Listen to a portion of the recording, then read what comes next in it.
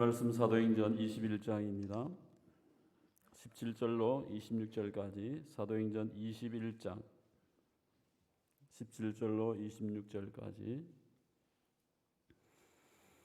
함께 교독하시겠습니다. 예루살렘에 이르니 형제들이 우리를 기꺼이 영접하거늘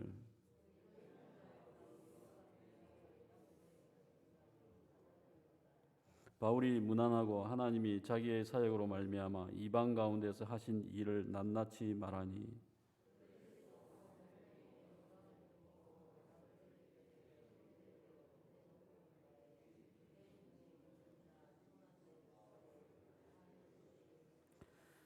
내가 이방에 있는 모든 유대인을 가르치되 모세를 배반하고 아들들에게 할례를 행하지 말고 또 관습을 지키지 말라 한다 함을 그들이 들었도다.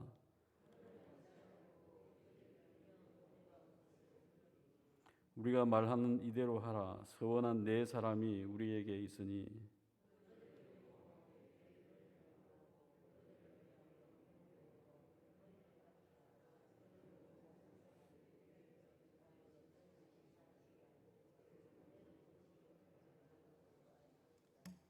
주를 믿는 이방인에게는 우리가 우상의 제물과 피와 목매어 죽인 것과 음행을 피할 것을 결의하고 편지하였느니라 하니 바울이 이 사람들을 데리고 이튿날 그들과 함께 결례를 행하고 성전에 들어가서 각 사람을 위하여 제사 드릴 때까지의 결례 기간이 만기된 것을 신고하니라. 아멘. 하나님 아버지 감사합니다. 우중에도 주 앞에 나와서 찬양하며 기도하기를 소원한 저희를 축복하여 주옵소서. 우리의 마음과 심령 속에 하나님의 말씀과 또 순종의 마음들을 주시고 또 하루도 온전히 기도와 시작하여서 주님과 함께 동행하며 승리하게 하여 주옵소서. 아침에 나오며 귀한 물질을 바친 손길 위에 함께 하시고 제목 가운데 함께 하시며 우리의 모든 가정과 삶들 속에 주님의 은혜가 머무는 하루가 되기를 소원하옵고 예수님의 이름으로 기도하옵나이다. 아멘. 드디어 바울과 선교팀이 예루살렘에 입성을 하였습니다.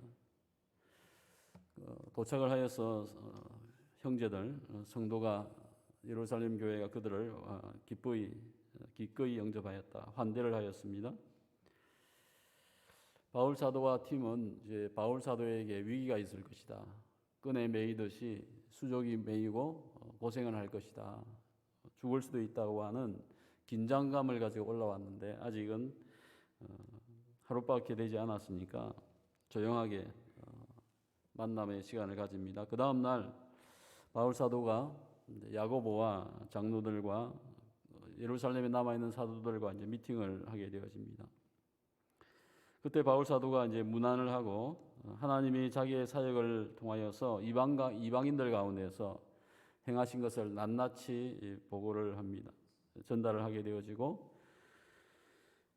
그때 이제 유대인이 굉장히 이제 기뻐하게 되어지는데요. 바울 사도는 이제 이방 교회가 어떻게 하나님을 믿고 있고 어떻게 변화되었는지를 또 성령이 어떻게 역사하였는지를 이제 전달하였습니다. 또 한 가지 여기 빠져 있는 것이 있는데 아마도 바울 사도가 올라올 때 그냥 올라온 게 아니죠. 이방 교회가 마게도니아와 아시아에 있는 교회가 헌금을 모았지 않습니까? 많은 헌금, 적지 않은 것 같아요. 엄청난 헌금을 모아서 그것을 가지고 지금 예루살렘에 올라왔기 때문에 그것을 예루살렘 교회에다가 이제 전달을 하고 있습니다. 상납금 같은 것은 아니고요. 예루살렘 교회의 어떤 교인들 또 교회의 어떤 모교회와 같이 필요가 있을 것이고 또 예루살렘보다는 마게도니아에 있는 교회가 더 잘 사는 도시이고요. 문명이 발달되어진 곳이니까 그곳에서 헌금을 이제 전달을 하면서 이방 교회와 예루살렘 교회가 형제 교회고 하나의 교회이고 연합되어진 교회이다 하는 것을 결속시키기 위해서 바울 사도가 헌금을 가지고 올라옵니다. 구약 성경에 보면 이방인이 하나님께 올라오면서 헌금을 가져오는 이야기가 나오는데 그것이 지금의 이제 교회의 예언이 되어지겠습니다. 하나님께 영광을 돌렸다 하고 20절 속에서 이야기합니다. 감사하죠. 이방인이 헌금도 보내오고 또 바울 사도와 만나서 이방인 속에서 복음이 어떻게 확산되어지는지 놀라운 간증의 시간들을 보내면서 하나님께 영광을 돌리게 되어집니다. 하지만 예루살렘에 있던 성도들, 또 장로들, 또 야고보는 걱정이 있었습니다. 지금 바울 사도가 이방 지역에서 행한 수많은 어떤 사건들, 이야기가 지금 예루살렘에 있는 유대인들도 모두가 다 알고 있는 상황이죠. 하면서 또 이제 유대인이 오해를 하고 있는 것이 바울 사도가 유대인에게는 유대인들을 향하여서 자녀에게 할례를 행하지 말라. 그리고 율법도 지킬 필요가 전혀 없다. 이와 같이 바울 사도가 이야기했다고 하는 얘기가 예루살렘에 이제 들려온 것이고, 믿지 않는 유대인들도 바울 사도 이놈을 어떻게 해야 되나 하는 이제 그와 같은 상황 속에서 바울 사도가 올라온다고 하는 것을 이제 소문을 듣고 알 수 있는 것이죠.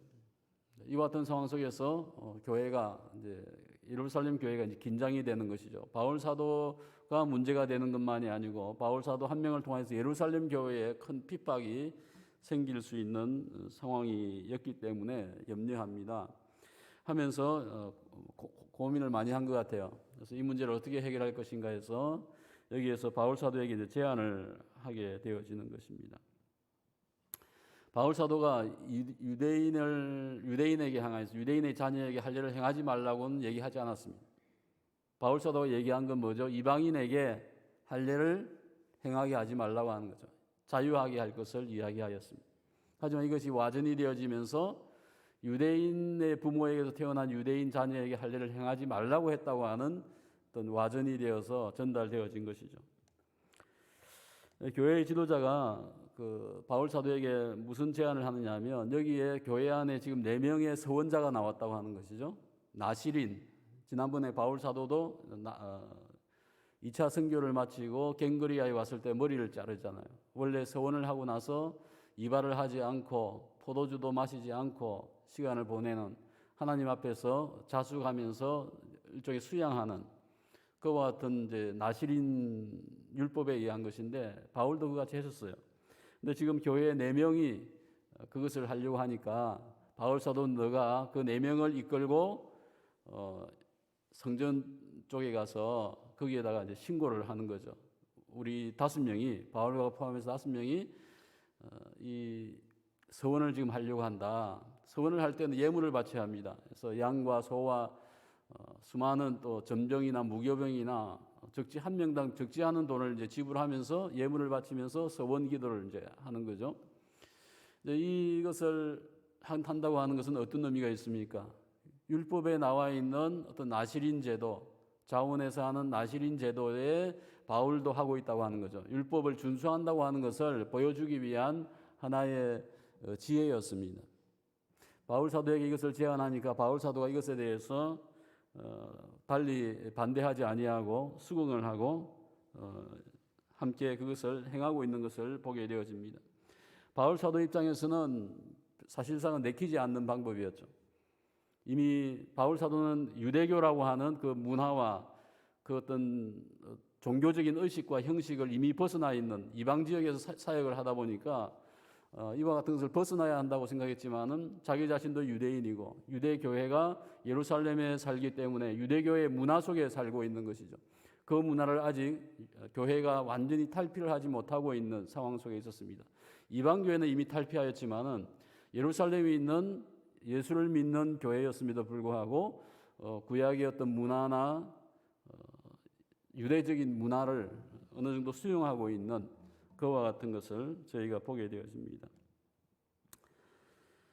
오늘 바울 사도의 이와 같은 모습은 유대인을 얻기 위한 유대인이 되어지는 방법입니다. 율법을 지키는 자에게서 율법을 지키는 자 밑에서 나도 그들을 얻기 위해서 율법 밑에 머문다, 지킨다라고 이야기하였죠. 그와 같은 자세에서 유대인을 더 주님 앞에 이끌고 실족하지 않기 위해서 그와 같이 예루살렘의 교회의 결정에 순종을 하고 있습니다.